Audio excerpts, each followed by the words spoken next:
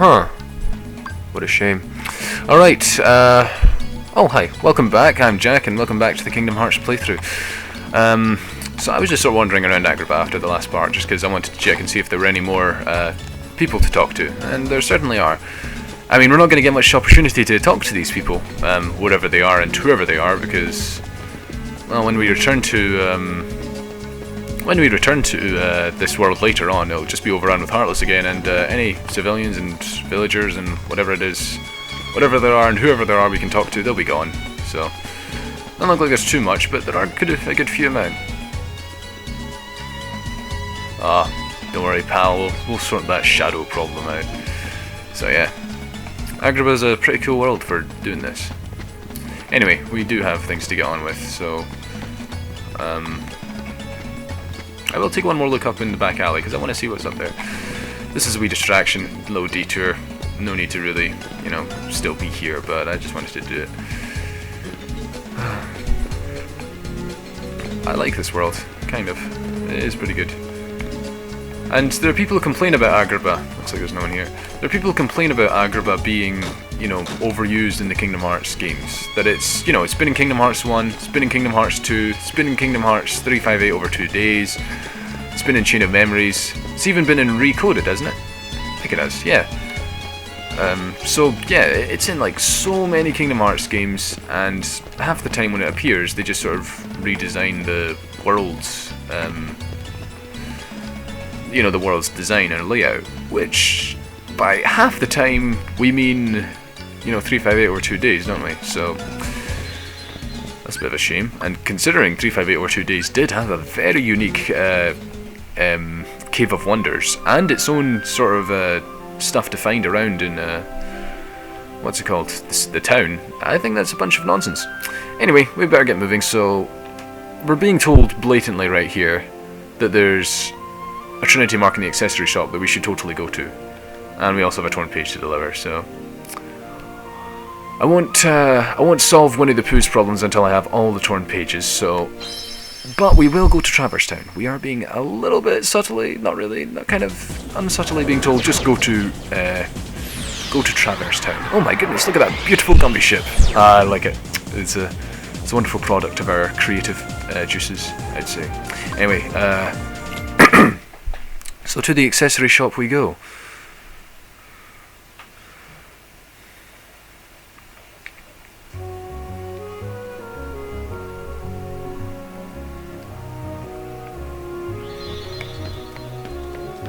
Huh, that guy's sleeping at the job. There's no one here.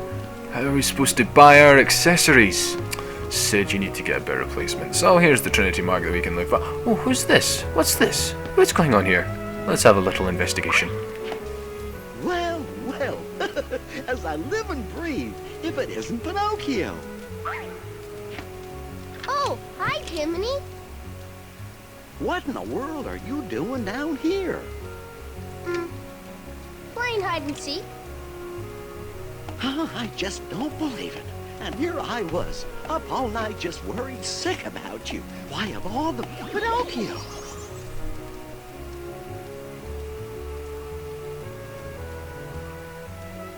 Pinocchio, are you telling me the truth? Yes. He's not. It was a present. Your nose growing longer was a present? Or are they referring to that box? Yeah, nice wee interaction between Pinocchio and his conscience. I still can't spell Pinocchio. It's a troublesome name. Oh, Pinocchio. No, Pinocchio. That's bad. Bad boy, naughty.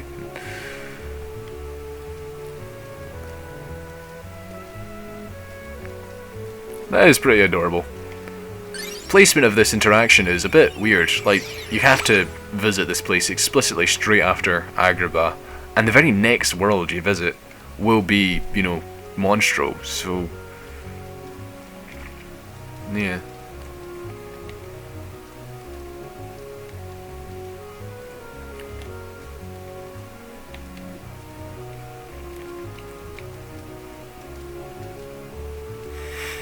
We will.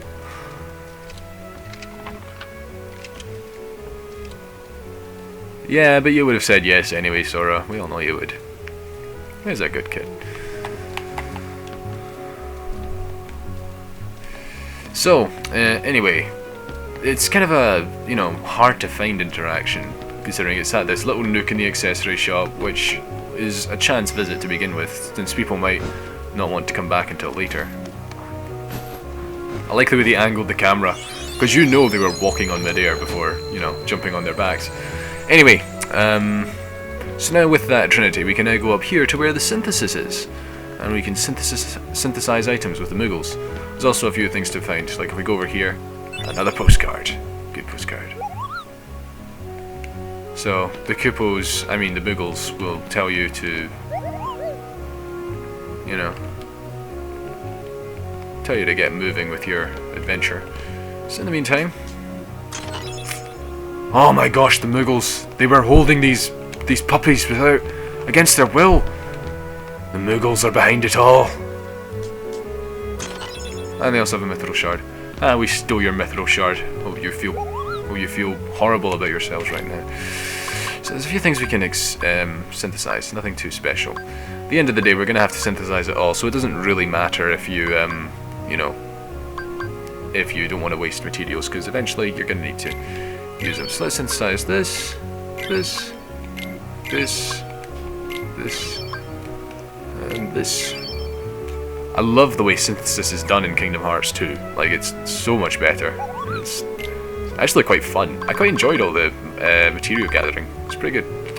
So, mithrils are going to be your rarest of items to find here, and they are a pain to find, and yeah, a bit of a mess, but a fun mess, I would say, all things considered. Let's just synthesize the rest of what we can. So the more you synthesize, the more items you can unlock to synthesize. Right now we're still locked at 12. Another 1 or 2 and we'll probably be able to unlock, synthesize even more stuff. So with all these new items, why don't we check our accessories for a bit? Oops. No, not that. So, I've currently got the White Fang. I don't think there's anything better than it at the moment. No, not really. White Fang is a very good one. Gotta say it is. That is tempting. It is tempting. What do I need HP for? I've got plenty of it. Strength and defense are what really counts, doesn't it? And I think the defense will make up for the HP loss, so we'll go for that. In the meantime, Donald, anything to add? I don't think so. What about the fire ring? I'm being considerate for what they have. And yeah, I guess not. Goofy? Nah, I don't think so. Let's just leave it. And no, I'm not changing their weapons. I like their basic default weapons. They're like iconic. I think it suits them. It's good. So, let's see. I said what's up. Don't need anything from you right now. Now let's see, which way is it to the ship again? I'm deliberately detouring because I'm thinking there might be a chance that we could run into... Yeah, there it is. This Heartless. This is a tricky Heartless, and I am actually quite scared of this Heartless. You don't want to get caught by this one. See how it's jumping around, scanning for enemies? It's scanning for you. If it sees you, it will summon a bunch of friends and attack you mercilessly, and they never miss. It is impossible for them to miss. So, you gotta catch it off guard, you gotta catch it by surprise. Oh dear. Can't see it. Is it seen us? Okay, it's not seen us yet. Prances around a bit. It's quite difficult to get the jump on it, but once you do, wail on him! It's okay if they see you, like, because if you manage to take them out, like, immediately afterwards, no harm done. Oh, but if you're too late, they summon their friends, and you are target practice. And your only choice is to get away. Oh man. So that's a little tutorial on that particular Heartless. Oh, it taunts me that I can't get up there. So, let's get on with the story, shall we? I think I've detracted enough from what's going on. Thought a couple of little detours would be a wee bit of fun, but we do need to get a move on. I have been putting this playthrough off too much, and I want to get through it, so I'll try and keep the detours to a minimum from now on. That was just a wee bit of a you know, wee bit of a bonus. Puppy kidnappers. Oh, by the way, don't you, I think we need blizzard magic to take these candles out, because if you hit them, they just pop back up, so... Let's try and get this done out of the way. See ya! See ya! Deep freeze! See ya! Alright. That noise is always signifying a good thing. I kind of miss that noise. It's, I hear that noise and it's just Kingdom Hearts 1. It's just the first thing in my head. So as we know, Sora's defense is actually kind of low compared to the others, so... Excuse me. Gosh, I'm just throaty today. So, upping his defense a bit, I think that's a good call. Donald and Goofy, they're good, they'll be fine. So, let's get a move on to the next world.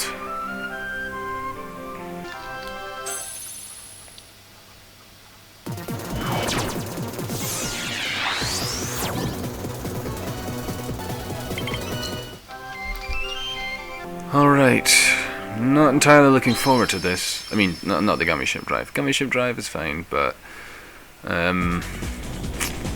we are about to head into the jaws, you could say, of one of the most annoying and unpredictable worlds in this game. We'll talk about that when we get to him, for the time being. How do you fire this thing? Oh, there we go. Got it.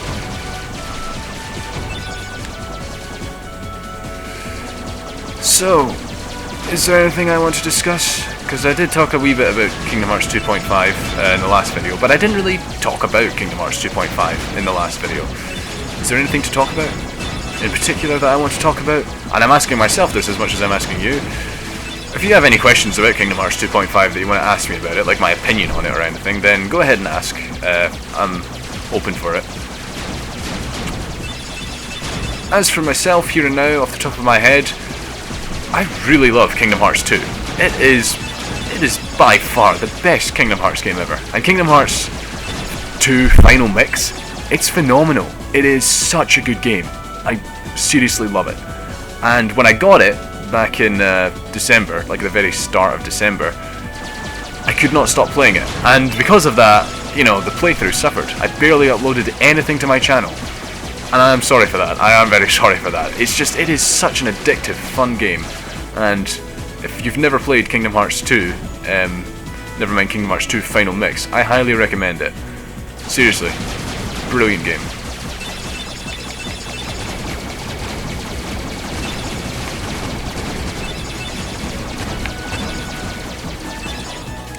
Alright, I think we're coming to the end of our little gummy ship trip. Here we go. Oh dear. This is actually quite hard to tell what that is from here. Wow, it's huge! You know, I'd actually quite like to do impressions of the voices when they talk, like in text bubbles, but my voice is definitely not up for it right now. Still. It's a giant whale! Besides, I can't do Goofy to save my life. It's Monstro, whale of a whale, and vicious besides. Ah, classic line. Seriously, that just makes me nostalgic for Pinocchio, hearing that line, and I'm not even nostalgic for Pinocchio. It's a terrifying film. Oh my gosh. Jiminy Cricket, what a character, eh? What a guy. Yep. It's funny that you never physically see the gummy ship in cutscenes. Apart from when you first see it, when you're first introduced to it. After that, the gummy ship just kind of, like, disappears. It's like it vanishes. Because we're not going to see it inside the whale.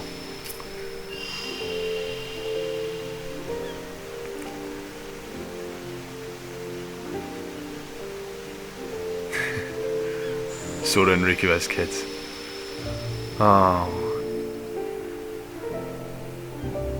Like, their dynamic is awesome, even as children.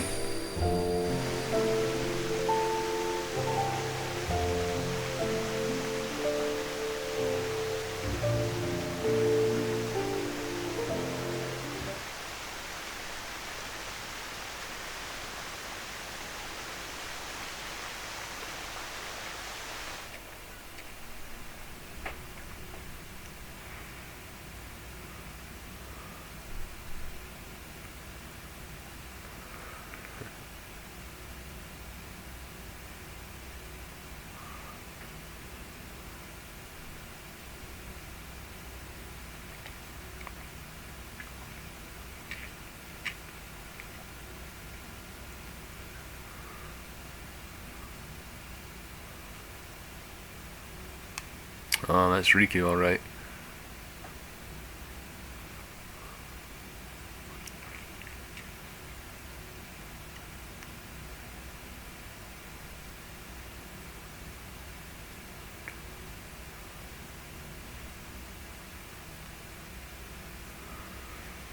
I see people who complain that Birth by Sleep, like, it adds a bit to Riku's arc, where he's like, you know, where he's given an inspiration to leave the islands, and even before he's apparently already inspired to leave the islands, even though Kingdom Hearts 1 established that it was Kairi who gave him all this stuff to think about there being other worlds.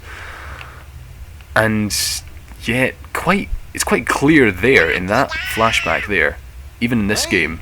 Sora, are you okay? What are you guys doing? It's quite clear that Riku is already keen on leaving the islands. Whoa! Oh, you know, I think that big old whale Monstro just... In case you forgot. And for today's weather, expect showers. Oh, heavy showers. Goofy. Ow! Who's there? It's me! Oh, it's just Pinocchio. Pinocchio? Pinocchio? Pinocchio, where are you going? Pinocchio! Come on, everybody. I have so After many it, quick. questions. How did Pinocchio get here before us? How did he get off Traverse Town? Pinocchio? Pinocchio? Yeah. This is just weird. I mean, I wouldn't mind if we'd seen that Pinocchio cutscene with Jiminy Cricket that we could have seen at any point in the game. We had to see it after Agrabah, like directly after Agrabah and directly before coming here. Because of that, it really doesn't make that much sense. And even though, you know, I'm fine with a bunch of the mysteries and even the little bits that are a bit odd in Kingdom Hearts. I mean, for goodness sake, I make videos where I talk about those things and explain them and make sense of them. I like them, but in this case, it's just weird. What have you got there? Oh, I love his voice. With this, we can get out of here, Father. Really? With this big block, you think so? It's true. So, how did you end up here? What is that Pinocchio? block? A gummy block? I think it looks like a gummy block. Oh my, so the whale swallowed all Kinda of does, you anyway. too? My goodness. Yeah, looks like it. My name is Geppetto. I'm Pinocchio's father. When we got separated, I traveled all over looking for him. Thank goodness we're together again. So, you seem to know Pinocchio quite well. I hope he was a good boy in my absence. Well, we've all had quite a journey, right, Pinocchio? Pinocchio! Just reading that name, doing my best to memorize how it's spelt. Oh, Pinocchio, Pinocchio, Pinocchio. Anyway, yeah, I'm kind of curious about Geppetto and Pinocchio, because when he says he's travelled all over, does he mean travelling all over his own world in this boat? Before Monstro swallowed him, and then somehow Monstro, like, got off their world and started to, you know, swim around between worlds. Like, we know from Dream Drop Distance that Pinocchio and Geppetto definitely come from their own world. And I think, considering what Geppetto does in this game, especially after this world, he does seem to be familiar with gummy blocks, so maybe the two of them have been travelling around in gummy ships, like, prior to the events of this game, prior to these current events. I don't know, maybe, kind of? That's the impression I get.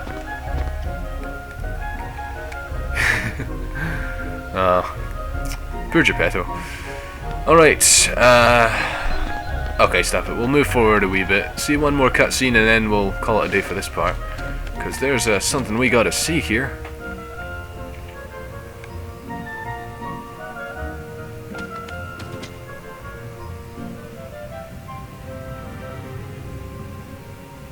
What are you doing? Come on, let's go back.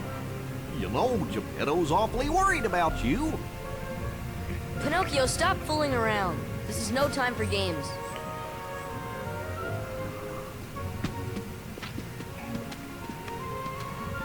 But Sora, I thought you liked games. Or are you too cool to play them now that you have the Keyblade? Riku? What are you doing here? Just playing with Pinocchio. You know what I mean. What about Kairi? Did you find her? Maybe. Catch us, and maybe I'll tell you what I know. Oh, come on! I feel bad for Sora. He's like, best friend, it's him again! My best friend, he's back! Oh, I was worried about... Oh, he's being playful. He's teasing me. He's running away from me. Poor Sora, yeah.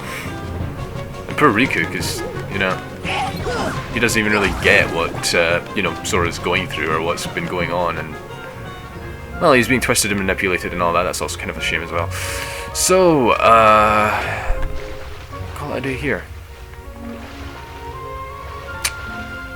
As I was saying earlier, though, Riku, even in this game, it established that Riku was adventurous, wanted to get off the island, and, you know, maybe, you know, the implication is that he kind of already knew there were other worlds. When Kairi showed up, that was like the final, ultimate proof. And people consider that what happens in Birth by Sleep kind of takes away from that. I don't think it does. I think it all just contributes to one massive whole. And Riku's enthusiasm about leaving the islands and seeing other places, even in that flashback, is something that's kind of contributed to by, you know, that scene in Birth by Sleep where he meets Terra. So, yeah. I mean, it's something I can talk about more if I ever do that commentary on Birth by Sleep that I was talking about earlier, if I ever do that, but for the time being, it's just a silly little thing to do, so let's call it a day there. Thanks for watching. I'm Jack, and I'll be back.